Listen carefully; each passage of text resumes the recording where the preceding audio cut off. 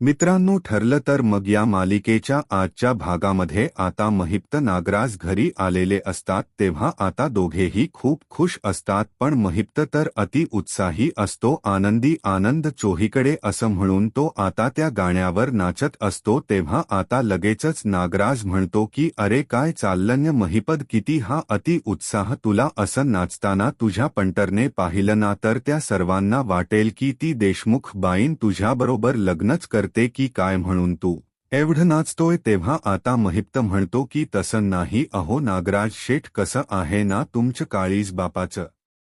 नाहीये ना, म्हणजे तुम्हाला मुलगी नाहीये ना म्हणून तुम्हाला नाही कळणार की बापाचं काळीज हे मुलीसाठी किती धगधगत। त्याचबरोबर आता ती देशमुख बाई ना माझ्या लेकराला जेलातून सुद्धा सोडवणार आणि खुनाच्या आरोपातून सुद्धा, त्यामुळे मी खूप खुश आहे असं म्हणून महिप्त सारखाच आनंदी आनंद गडे असं गाणं म्हणत असतो आणि जागेवरच डुलू लागतो। मग नागराज त्याच संधीचा फायदा घेत म्हणतो काय मग अहो महिप्त सर, पार्टी आहे की नाही काही? तेव्हा नागराज शेठ अहो पार्टी आहे ना अहो, एकदम महागातली महाग, तुम्ही दारू ऑर्डर करा, त्याचबरोबर ती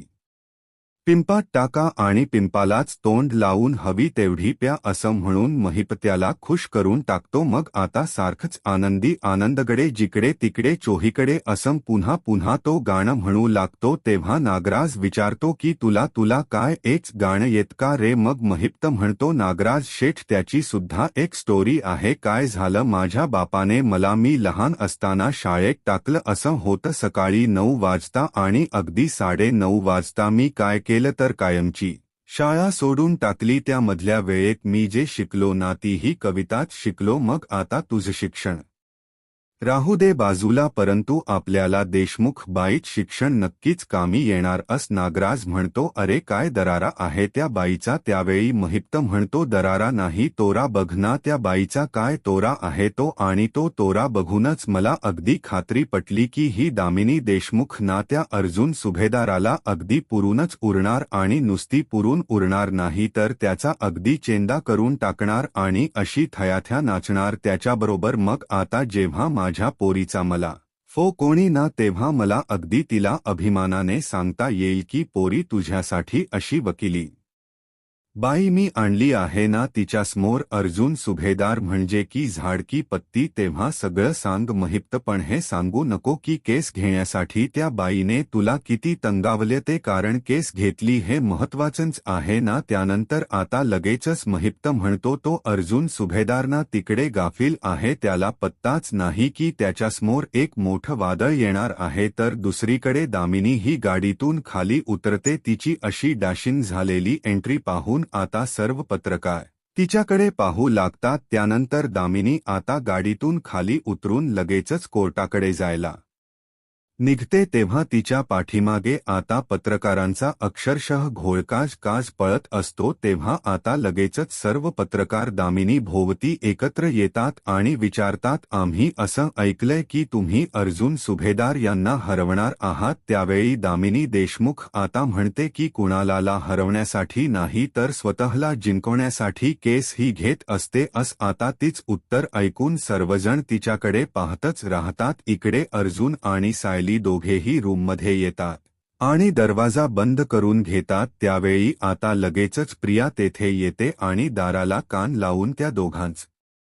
बोलणं ऐकण्याचा प्रयत्न करते। तर इकडे आता अर्जुन लगेचच खाली आत्ताना अस म्हणून सायलीला सगळं काही पुढे सांगणार असतो तेव्हा सायली आता थांबा असा इशारा करते आणि खाली आपल्याकडे लक्षच देऊन होती की नाही तिथे म्हटल्यानंतर आता ती नक्कीच इकडे आपलं बोलणं ऐकण्यासाठी आली असणार असं सायली म्हणते। अर्जुन म्हणतो हो बरोबर आहे। तेव्हा आता ते दोघेही प्रियाची गंमत करण्यास ठरवतात आणि हळूच दरवाजाजवळ जातात। प्रियाला कळू सुद्धा देत नाही की आम्ही दरवाजा उघडतोय। प्रिया मात्र कान लावून अगदी दरवाजाला तिथेच उभी असते। ती म्हणते एकमेकांच्या कानात बोलतायत की काय काहीच का ऐकू येत नाही मग आता लगेचच अर्जुन सायली दोघेही दार उघडतात तोच प्रिया आता लगेच त्यांच्या पायासमोर जाऊन पडते मग आता प्रियाचा चांगला जबरदस्त अपमान होतो तेव्हा सायली म्हणते कसा आहे ना मनात पाप असेल ना तर असंच लोटांगण घालावं लागतं मग तेव्हा प्रिया लगेच विषय बदलून विचारते काय कसलं पाप मग आता सायली हसतच म्हणते अगो आमच्या दरवाजाला तू कान लावून उभी होतीस आणि चोरून आमचं बोलणं तू ऐकत होतीस याने काय पुण्य कमवत होतीस का तू अर्जुन मात्र आता मोठ्यानेच तिच्यावर हसतो मग प्रिया लगेचच विचारते मी तरी कशाला तुमच्या दाराला असन कान लावून ऐकू मी तर आईबाबांच्या खोलीत जात होते अर्जुन विचारतो अच्छा पण त्यांची खोली तर तिकडे आहे ना आणि तिथे जाताना आमची खोली तर ऑन द वे सुद्धा लागत नाही मग अच्छा माझ्या आता लक्षात आलं मिसेस सायली तो स्पिनबॉल कसा टप्पा खाऊन कुठेही जातो तसंच प्रियाचं झालं असेल अहो ती त्या दाराकडे टप्पा खाऊन डायरेक्ट तुमच्या इथेच पडली सायली म्हणते नाही हो ही नवीन आहे ना घरात गेली 2 वर्षच येतीय ना फक्त या घरामध्ये ती तेम फक्त 50 ते 60 वेळा ती रूममध्ये गेली असेल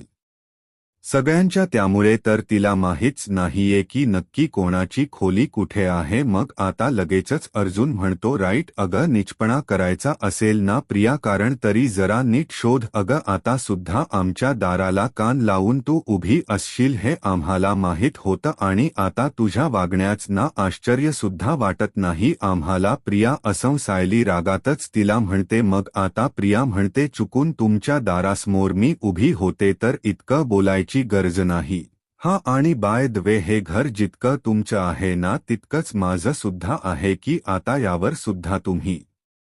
कायद्याने बंदी घातली मग आता अर्जुन म्हणतो की आम्ही असं बोललोय का तुला काही पण तू इथे का उभी होती ना ते सांग अगोदर आम्हाला तेव्हा आता लगेचच प्रिया म्हणते मी उत्तर देत तरी का उभी आहे इथे आता जाते मी असं म्हणून ती निघालेली असतानाच सायली तिला अडवत म्हणते आईबाबांच्या खोलीत ना आता सध्या तरी कोणीच नाहीये त्यामुळे ना तू तुझ्याच खोलीमध्ये मध्ये परत जा विसरली नाहीस ना तुझी खोली नक्की आहे कुठे उगीच भरकटशील हा तू कुठेतरी असं म्हणून सायली पुन्हा एकदा तिला चांगली सुनावते नाही तर चल मीच तुला दाखवते आता असं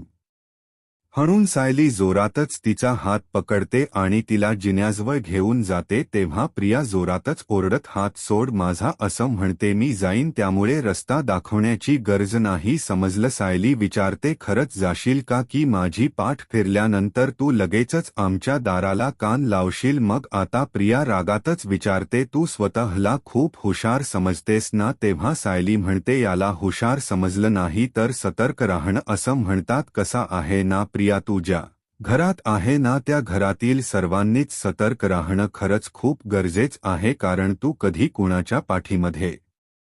सुरा खूपचशील कायम माहीत आणि अर्थात मी तसं होऊ देणार नाही ही गोष्ट तर वेगळी आहे आणि आता जा आईबाबांच्या खोलीकडे तुझी लक्ष्मण रेषा आहे ना हे लक्षात ठेव आणि ती रेषा पार करून आमच्या खोलीकडे तर अजिबात यायचं नाही अशी सायली आता तिला धमकीच देते नंतर प्रिया आता लगेचच रूमकडे जाते आणि मग नंतर सायली रूममध्ये दरवाजा बंद करत अर्जुनला म्हणते गेली एकदाची प्रिया खाली मी तुम्हाला म्हटले होते ना की ती आपल्या इथेच आली असणार मग आता सायली म्हणते प्रियाला हसून टाळलं तर खरं तुम्ही परंतु मघापासून मी बघते तुमचं काहीतरी